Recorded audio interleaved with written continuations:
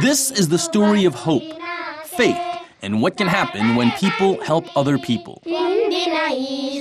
It's the story of Dr. Raj Desai, his daughter Anjali, who was born deaf, and his passion to help millions of hearing-impaired people live up to all they can be.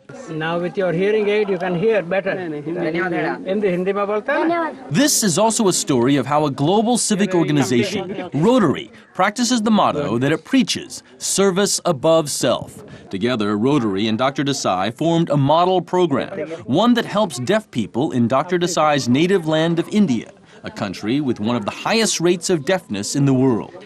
Dr. Desai's story begins in 1964 in Boston. He and his wife have their fourth child. But that year, America suffers through an epidemic of rubella. With no vaccine back then, 60,000 babies were born deaf, including Dr. Desai's girl, Anjali. It was a catastrophe for my family. We did not know what to do. We went through a lot of soul searching. Dr. Desai enrolls Anjali in one of the top schools for the deaf at the time, but that school strictly emphasized lip reading and speaking, not sign language and finger spelling. So the doctor joins other parents and starts a new school in California. They invite 2 teachers from Gallaudet University in Washington, D.C., the only one in the nation serving the deaf. Today, Anjali Desai Margolin has a master's degree. She counsels students on their careers at Gallaudet University and is described by her students as an inspiration in their lives. Anjali's success is due to her early detection of deafness and education. Octopus. Anjali and her husband, also deaf, have 2 children who can hear perfectly well but have been taught to speak English and use sign language.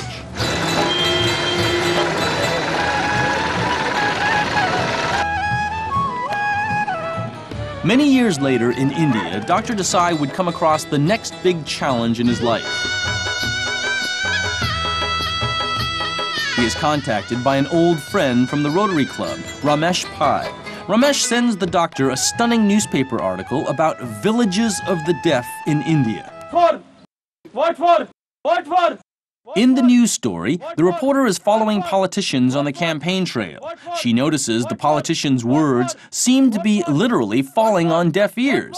And in fact, the reporter learns that 1 in 3 villagers are unable to hear. I asked myself, why can't I bring more Anjalis into this world? So he asks his fellow Rotarians to sponsor his campaign. The Rotarians would rise to the occasion. Together, they launch what the doctor names Project Deaf India. The project conducts research and finds 4 main causes of deafness, all stemming from too little education and too much poverty. In response, Project Deaf India has built 3 subterranean wells that supply villagers with pure water for 24 hours a day.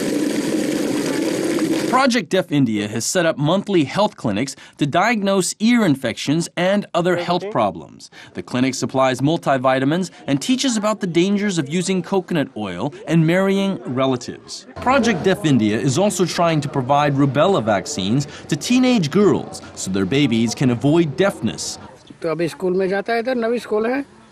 To help the deaf children hear better, the project gives out free hearing aids and batteries. Watch as Dr. Desai helps one young boy whose hearing is now significantly improved.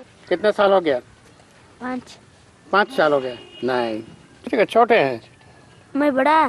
was gleaming with joy because he could hear the birds singing and the music around him. It made me very happy. Project Deaf India has also built an elementary school. Listen to one little girl whose hearing has improved thanks to her new hearing aid that she can now pronounce her ABCs more clearly.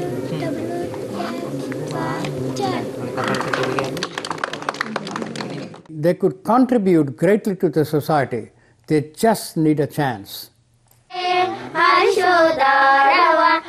And in India, these children now have a chance that was born simply by people helping other people.